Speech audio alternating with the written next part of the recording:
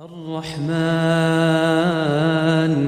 अल्लमल कुरआन खलक़ल इंसान अल्लमहुल बयान। अस्सलामुअलैकुम my YouTube family, welcome back to my channel. अगर आपके पास घर में रात की बची हुई रोटी पड़ी हुई है तो उसको आपने ज़ाया नहीं करना, बल्कि उससे हम बहुत मज़ेदार एक स्नैक बनाएंगे। जो भी इसको खाएगा तो वो पहचान नहीं सकेगा कि आपने ये रोटी से बनाया है और उंगलियां चाटते रह जाएंगे जो भी इसको खाएंगे।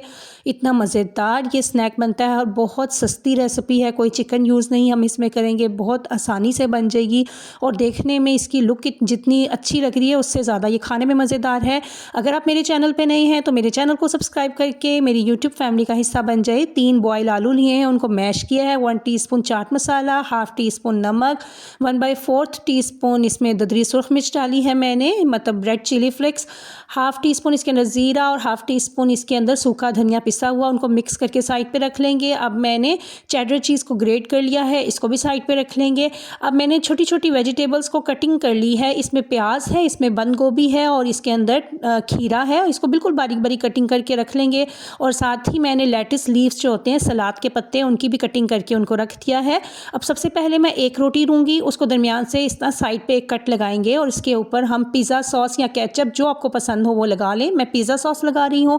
पिज़्ज़ा सॉस को स्प्रेड करेंगे। अब एक साइड पे जो हमने आलूओं का मिक्सचर बना के रखा था ना, उसको इस तरीके से फैला लेंगे। एक साइड पे इस तरह कोन की शेप में इसको हम रख देंगे। अब दूसरी साइड पे हम वो जो वेजिटेबल्स मैंने कटिंग करके रखी थी ना, वो इसके अंदर मैं इस तरह लगा लूँगी। और ये बहुत मज़ेदार रेसिपी है, आपने एंड तक इस वीडियो को देखना है, कोई भी पार्ट इस वीडियो का स्किप नहीं करना, ताकि आपकी भी बहुत मज़ेदार सी रेसिपी ये बने। और इसके बाद इसके अंदर हम चीज़ की एक लेयर लगाएंगे और चीज़ के बाद इसमें लेटिस लीव्स की साइड पे हम लेयर लगाएंगे।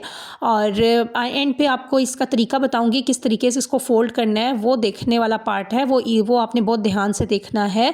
इस तरीके से जब सब लेयर्स लग जाएंगी, अब मैं इस तरह एक साइड से लूँगी और इस तरह कोन की तरह इसको रोल करती जाऊँगी और आसानी से ये रोल हो जाएगा और बहुत ज़बरदस्त ये रोल बनेंगे और कोई पहचान ही नहीं सकेगा ये आपने रोटी से बनाया है। अगर आपको इस टाइम पे मेरी ये वीडियो अच्छी लग रही है तो मेरी वीडियो को लाइक कर दें, अच्छे अच्छे कमेंट कर दें और काइंडली मुझे कमेंट करके बताएं कि आप कौन कौन सी सिटी से मुझे देख रहे हैं। इस तरीके से जब आपने पूरा रोल बना लिया, अब ये कोन की शेप में आ गया है। अब इसको फिक्स करने के लिए हम इसको टूथपिक से फिक्स करेंगे। एक टूथपिक लेंगे और इस तरह साइड पे नीचे टूथपिक को हम इस पे लगा देंगे, जिस तरह ये बहुत ज़बरदस्त फिक्स हो जाएगा। और इसी तरीके से मैं तीनों जो कोन्स है ना वो बना के और साइड पे दूसरी जो रोटी है उसको भी मैं इसी तरीके से ही करूँगी। इसके ऊपर भी सबसे पहले हमने उसी तरीके से सारी लेयर्स लगा के और फिर इसको भी कोन की शेप में हम रोल कर लेंगे। देखिए कभी कभार ऐसे होता है कि हमारे पास रोटी एक्स्ट्रा बच जाती है और हम लोगों को समझ नहीं आती कि हम उसका क्या बनाएं।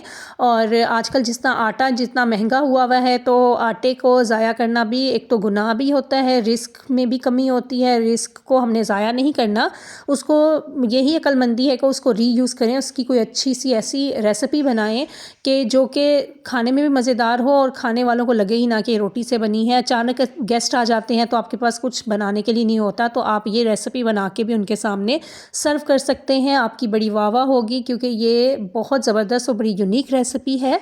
इसी तरीके से मैं इसका भी कोन बना लूँगी और तीनों को रोटियों की मैं इसी तरीके से कोन्स बना के इनको साइड पे रख लूँगी।